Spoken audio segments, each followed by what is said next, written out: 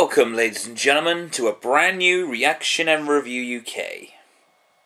Whether we like it or not, fans are very passionate people. Without the fans, I don't think franchises would survive today.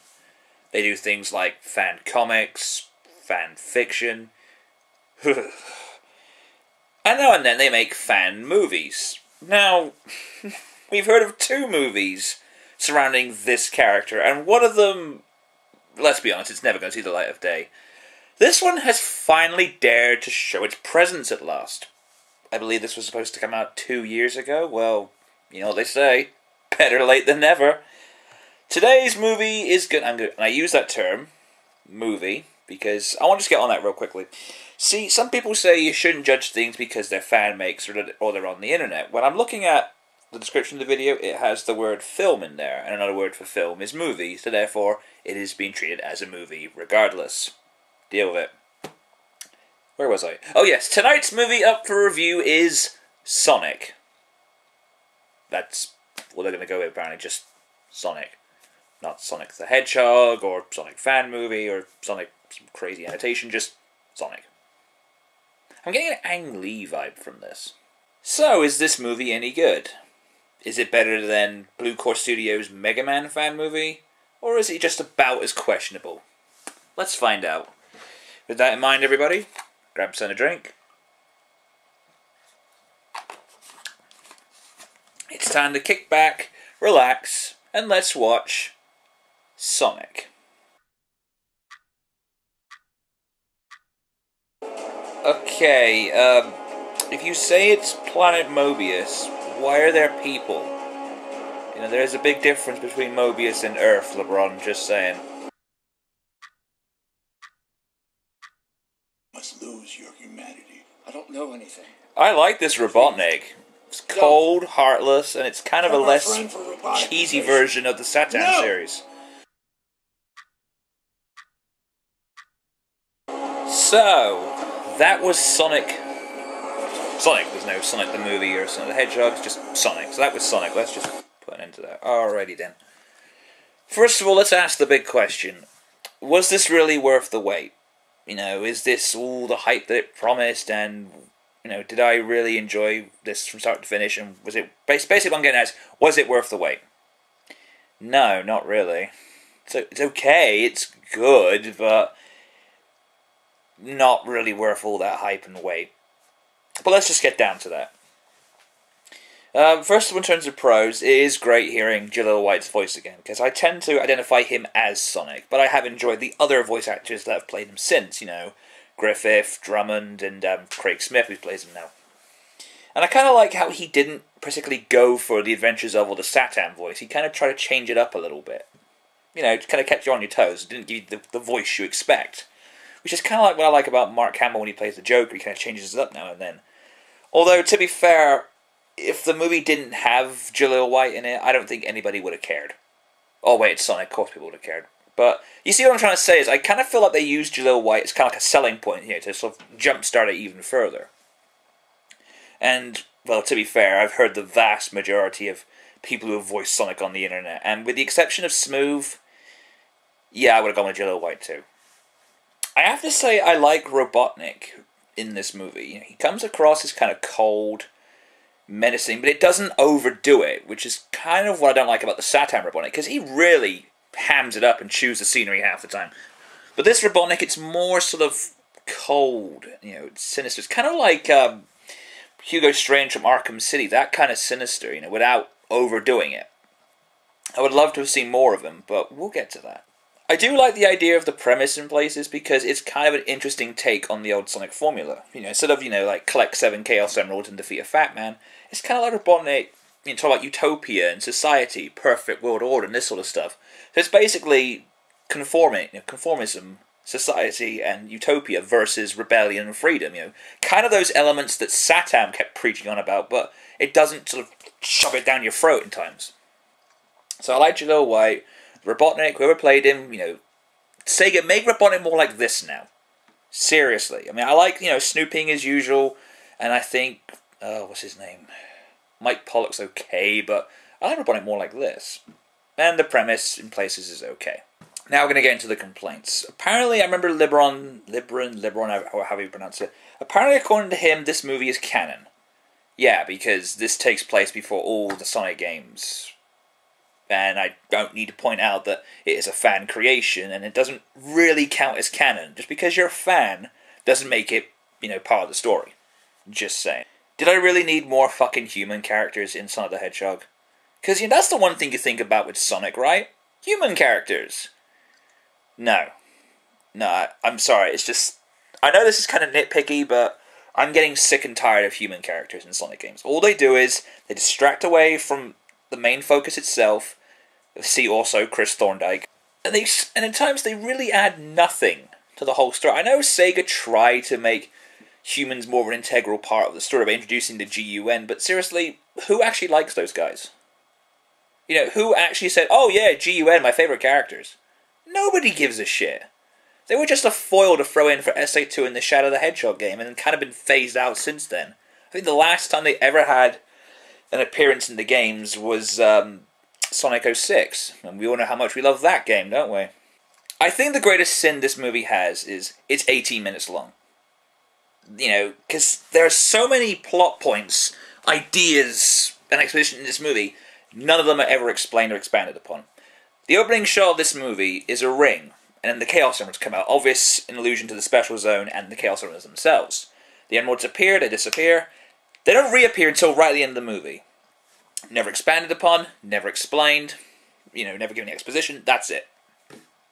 The next shot is Robotnik taking over Mobius, even though there are humans there, because, humans don't live on Mobius, they live on Earth.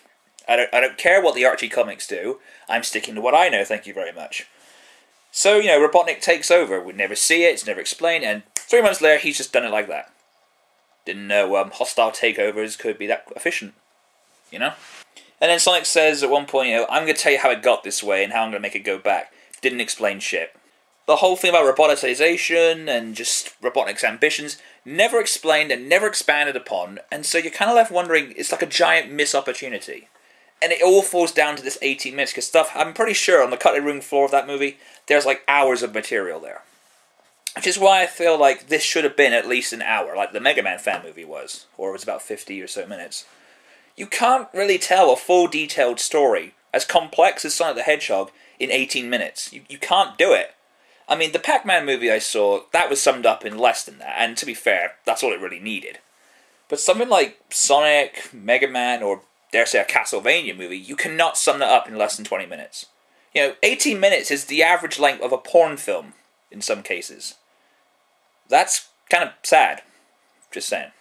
What I also find funny about this, for a movie that has his name in the title, he's featured all the promotional art, and it's basically based on the Sonic the Hedgehog franchise, there's not a lot of Sonic in this movie.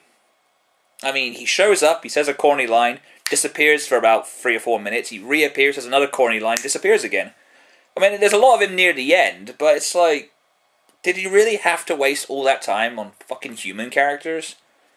I mean, with the only exception of Robotnik, I don't give a shit about human characters. They can all just, dive under a bus for all I care.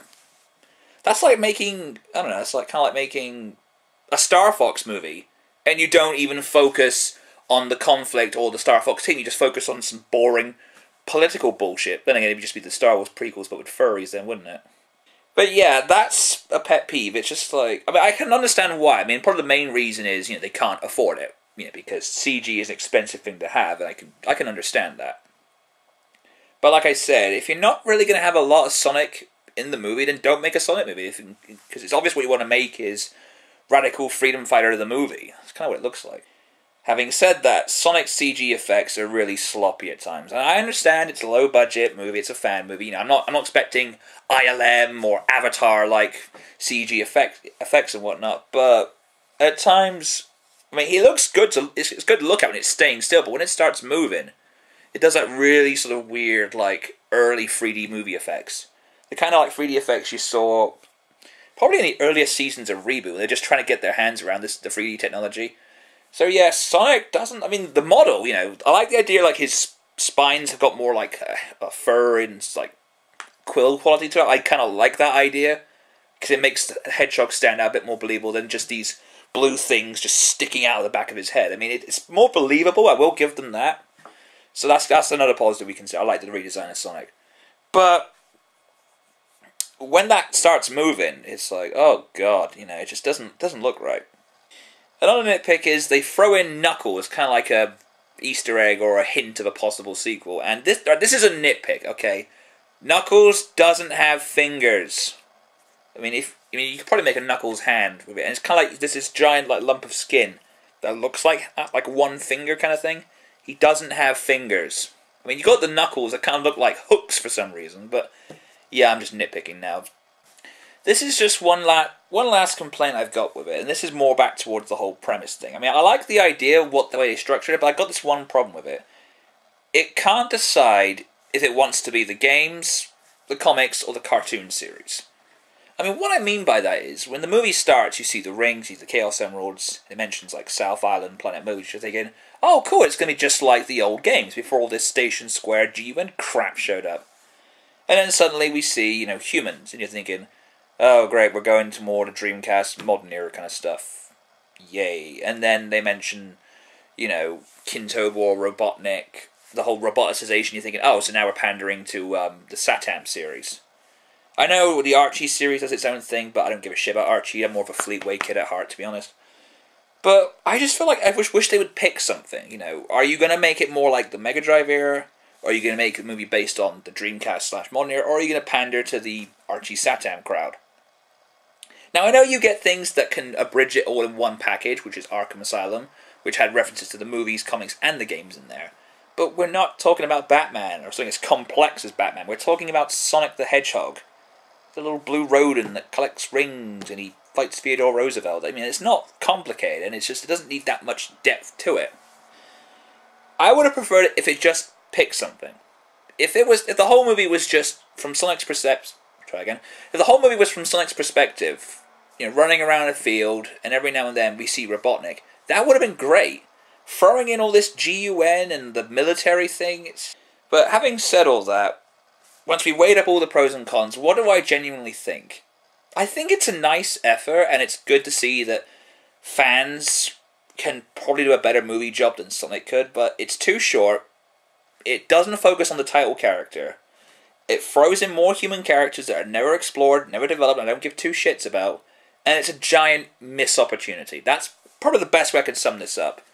I mean, if the reaction to this is incredibly positive, and he makes like an hour and 20-minute version, then fantastic. Dude, if you want to make an hour version, you have my full support on that one, because I know you could probably flesh all of these things out, because the Mega Man fan movie, I mean, as low budget as it was, there was a decent story in there.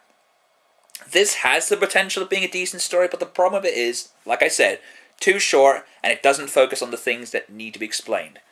If this gets a sequel or an updated version of it, it needs to be expanded upon. That's all I'm trying to say. You can find this movie for free on YouTube at the Blue Core Studios YouTube channel, a link in the description. But yeah, that's going to conclude it for the Sonic movie. It was okay, nothing special, but if it gets a sequel, you've got my full support, dude, because I know you can fix these problems. Until next time, everybody, I have been Random. Take care, and I'll see you all in the near future. Peace. If this thing is still alive, there may be more. Oh god, there is more. Much, much more.